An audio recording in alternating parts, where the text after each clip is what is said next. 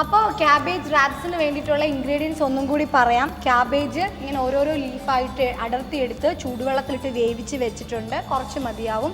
പിന്നെ നമുക്ക് വേണ്ടത് സ്പ്രിംഗ് അണിയനാണ്. പിന്നെ നമുക്ക് സവോള നന്നായിട്ട് ചോപ്പ് ചെയ്തത്, ഗ്രേറ്റ് ചെയ്ത ക്യാരറ്റ്, പുഴുങ്ങി പൊടിച്ച പിന്നെ എന്താണ് പ്രോൺസ്, കൊഞ്ച്. അപ്പോൾ നമ്മൾ ഇന്ന് ഒലിവ് ഓയിലാണ് കുക്ക് ചെയ്യാനായിട്ട് ഉപയോഗിക്കുന്നത് അല്ലേ? ഓക്കെ, ഒലിവ് ഓയിലാണ് ഞാൻ ഇട്ടിരിക്കുന്നത്. ഓക്കെ, അപ്പോൾ ആദ്യം ഗാർലിക് ഇടാം.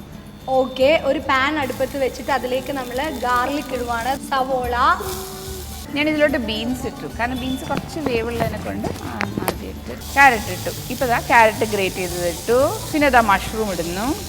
നമുക്ക് ഇത്തിരി ഉപ്പിട്ട് കൊടുക്കാം. അതൊന്ന് കുക്കായി വരുമ്പോഴത്തേക്ക് നമ്മൾ എടുത്ത് വെച്ചിരിക്കുന്ന, അതായത് നമ്മൾ ഓൾറെഡി ചൂടുവെള്ളത്തിലിട്ടൊന്ന് ജസ്റ്റ് ഒന്ന് പുഴുങ്ങി ചെറുതായിട്ട് മുറിച്ച് വെച്ചിരിക്കുന്ന പ്രോൺസ് ആണ്.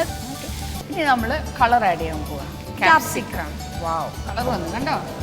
ക്യാപ്സിക്കം അധികം വേവിക്കണ്ട കേട്ടോ. ക്യാപ്സിക്കം വെറുതെ ഒന്നിട്ട് ഇങ്ങനെ സോസ് ചെയ്താൽ മതി. 2 ടീസ്പൂൺ സോയാ സോസ് ആഡ് ചെയ്തു. പെപ്പർ ഇടാൻ പോവാം. നമ്മൾ എരിവിനൊന്നും ആഡ് ചെയ്തിട്ടില്ല.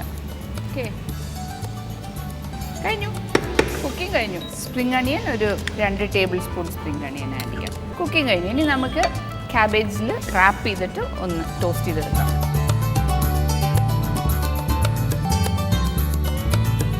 നമ്മൾ കുറച്ച് ഒലിവ് ഓയിൽ ഒഴിക്കാം.